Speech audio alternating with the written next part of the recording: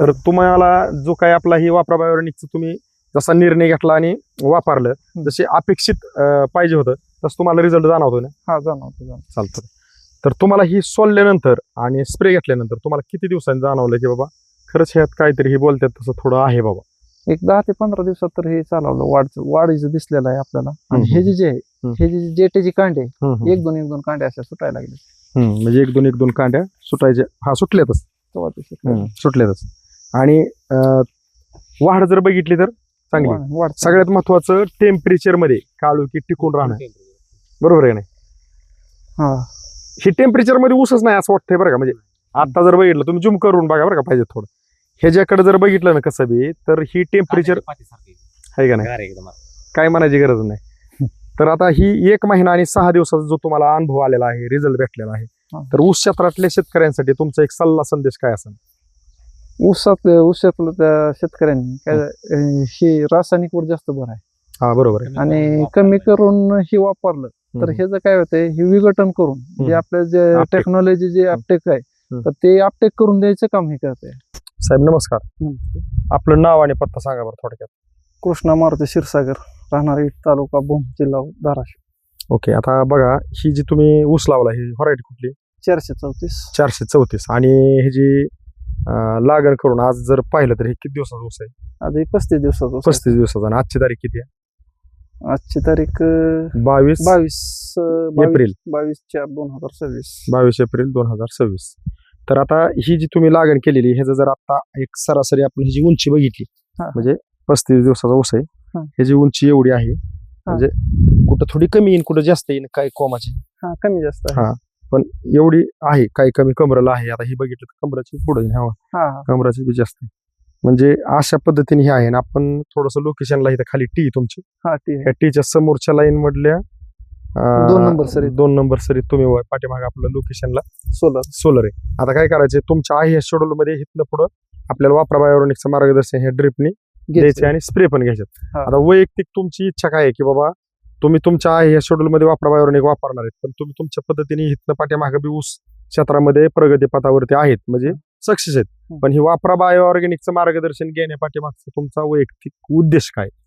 आता वापरा बायोऑर्गॅनिक हे जर प्रोडक्ट वापरल्यानंतर आपली अशी अपेक्षा आहे की उत्पादनात वाढ व्हावी. आपण जे खत जे देतो ते अपटेक व्हायला पाहिजे. लय मोठा शब्द आहे. आणि जेवढे खत देतो तेवढे अपटेक होत नाही आपल्या जमिनीतून. खरंय. आणि त्याची वाढ ग्रोथ जर म्हणलं तर तोपर्यंत तेवढी होऊ शकत नाही ना त्याची. खरंय. नाही तुम्ही अगदी मुद्द्याला साथ घातलाय. आज बारीक अभ्यास केला तर पीक कुठला असू द्या, क्षेत्र कसंही असू द्या, प्रत्येक शेतकरी कष्ट करायला, खर्च करायला, खत द्यायला तयार आहे आणि ते चालूच आहे. पण सगळ्यात महत्वाचं तुम्ही जो जाणीवपूर्वक शब्द वापरलाय, आपण खत देतोय दाणेदार, वॉटर सोलेबल किंवा कुठली पण त्या खताचं विघटन होणं, अपटेक होणं, लागू होणं खूप गरजेचं आहे. जर टाकलेली खतं 100% लागू होत नसतील तर आपला निम्मा पैसा तिथं वाया गेल्यासारखा. उचलत नाही ना जमीन. 50% जर टाकलेली खतं उचलली जात असल्यानंतर 50% जमिनीत पडून राहून फायदा नाही. जमीन उलटी आवाळी ती घट्ट होती खराब होत चालली, नापीक होत चाललेली. बरोबर. आता तुम्ही जे म्हणताय ते आपल्याला येणाऱ्या दिवसात काय पाहिजे की वापरा बायोरेनिक वापरल्यामुळं पिकात काय बदल होतोय ना आपण त्यावेळेस जमीन पण कशी भुसभुशीत होती ही सोलल्यानंतर दाऊ. कारण आता ही काळी माती ही चिकट राहते, पण वापरा बायोरेनिक सोलल्यानंतर सहज जमिनीत सहज कसा हात जातो हे आपण दाऊ. तर तुम्ही जो आमच्यावरती विश्वास ठेवलाय त्याला 1% पण तडा जाणार नाही. हे आपण येणाऱ्या दिवसात ह्याच प्लॉट मध्ये 1-1.5 महिन्यांनी थांबून जे काय असेल ते आपण दुसऱ्या अवस्थेचा व्हिडिओ घेऊ. दिलेल्या माहितीबद्दल आभार आहे साहेब. धन्यवाद. साहेब नमस्कार. नमस्ते सर. आपलं नाव आणि पत्ता सांगा बरं. कृष्णा मारुती क्षीरसागर, राहणार तालुका भूम, जिल्हा धाराशिव. आपण ह्या आपल्या प्लॉटसाठी 22 एप्रिल 2026 ला पूर्वावस्थेत शूटिंग काढली, फोटो काढले आणि मार्गदर्शन दिलं. अगदी हे आपले सौर ऊर्जेचे प्लेट तिथनं काहीतरी दुसरे का तिसरे रंग आहे त्याच ठिकाणी आता आपण उभं राहिलो. आज तारीख किती बरं? आज 28 तारीख आहे. 28 मे 2026. म्हणजे आपण तुम्हाला मार्गदर्शन देऊन वापरा बायोरेनिकचं 1 महिना आणि 6 दिवस झाले. बरोबर आहे ना सर? 6 दिवस. मग आता तुम्ही तुमच्या पद्धतीने आम्ही गेल्यानंतर मार्गदर्शन दिल्यानंतर तुम्ही किती दिवसांनी ह्याला सोललं स्प्रे घेतले? ज्या दिवशी दिलं आपल्याला 22 एप्रिलला त्याच दिवशी रोवर सोडलेला. अरे वा. आणि मग 3 दिवसाचा आपलं ग्रोथ 3 दिवसांनी ते ग्रोथ. आणि स्प्रेला थोडा जरा उशीर झाला आपल्याकडून, पण तिसऱ्या दिवशी आणि 5व्या दिवशी आपण असं घेतलं. बरं असं. तर तुम्हाला ही सोलल्यानंतर आणि स्प्रे घेतल्यानंतर तुम्हाला किती दिवसांनी जाणवलं की बाबा खरंच ह्यात काहीतरी हे बोलतात तसं थोडं आहे बाबा? एक 10 ते 15 दिवसात तर हे चालवलं, वाढीचं दिसलेलं आहे आपल्याला. आणि हे जे आहे हे जे जेटेची कांडे एक दोन कांडे अशा सुटायला लागले. म्हणजे एक दोन कांड्या सुटायच्या. हा सुटल्यातच सुटल्यातच. आणि वाढ जर बघितली तर चांगली. वाढ सगळ्यात महत्वाचं टेम्परेचर मध्ये काळोखी टिकून राहणं. बरोबर आहे नाही? हा, ही टेम्परेचर मध्ये ऊसच नाही असं वाटतंय बरं का. म्हणजे आता जर बघितलं तुम्ही झूम करून बघा बरं का पाहिजे थोडं. ह्याच्याकडे जर बघितलं ना कसं बी तर ही टेम्परेचर आहे का नाही, काय म्हणायची गरज नाही. तर आता ही 1 महिना आणि 6 दिवसाचा जो तुम्हाला अनुभव आलेला आहे, रिझल्ट भेटलेला आहे, तर ऊस क्षेत्रातल्या शेतकऱ्यांसाठी तुमचा एक सल्ला संदेश काय असेल? ऊसातलं त्या शेतकऱ्यांनी काय हे रासायनिकवर जास्त भर आहे.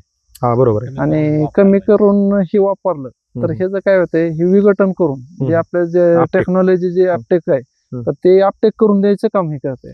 म्हणजे तुम्ही म्हणताय आता रासायनिक कमी करून ऑर्गॅनिक कडे वळायला पाहिजे. पण माझं वैयक्तिक मत असे 50% रासायनिक करा आणि 50% ऑर्गॅनिक करा. आणि त्या दोन्हीची जोड घातल्यानंतर जसे 2 हात जोडले आपण नमस्कार करतोय. नाही एक गठ्ठा नाही. कसं होतंय माहितीये, जास्त त्याच्याकडे भर आहे. आता काय होतंय आपल्याकडे युरिया जास्त वापरल्या हे आपल्या एरियात युरिया ही जास्त वापरण्यात येते. पण त्या युरियाचं काय थोड्या दिवसाचा कालावधी राहतोय. नाही हे जी काळोखी टिकून राहते सगळ्यात महत्वाचं. आणि जमिनीचा पोत चांगला राहतोय, सेंद्रिय कर्ब कमी होऊन देत नाही, टाकलेल्या खतांचं विघटन होतंय. म्हणूनच आपल्याला 50% रासायनिक आणि 50% जर ऑर्गॅनिक घेतलं तर आपल्याला उत्पादन अपेक्षेपासून जास्त निघाल्याशिवाय राहणार नाही. आणि हे जी नाही ती मोडायचीच नाही. विषय काय आहे, त्याची गरज आहे 100% आहे असा विषय नाही. पण त्याची आणि ह्याची दोन्हीची जोड घालायची आपल्याला. आपल्याकडून काय होतंय बऱ्याच वेळा आमसारखी तुम्हाला मार्गदर्शन सांगायला लागले, तुमचा इतका विश्वास बसतोय रिझल्ट मुळे की तुम्ही म्हणताय की आता रासायनिक बंदच करू. तसं पण नाही चालत आहे का. आणि बऱ्याच वेळा असं होतं की रासायनिक रिझल्ट आल्यावर काय गरज आहे ऑर्गॅनिक, असं पण बऱ्याच जणांकडून होतं. जास्त प्रमाणात असेल तर तुमचं खत कुठलंही असू द्या, सगळ्यात महत्वाचं आहे खताचं विघटन. विघटनासाठी गरज आहे ऑर्गॅनिकची. नाही तुम्ही रासायनिक कमी करू शकता, पण तुम्ही जसं म्हणताय ना आता तसं शेणखत, लेंडी खत, कोंबड खत जर तुमचं प्रमाण जास्त असेल किंवा तुम्ही दरवर्षी देत असाल तर रासायनिकचं तुम्ही 30% 40% प्रमाण तुम्ही देऊ शकता. किंवा जे रेग्युलर देतात त्यात 30-40% कमी करू शकता. पण तुम्ही काहीच नाही दिलं तर मग रासायनिकची गरजच आहे ना, बिगर ह्याचं कसं काय येईल.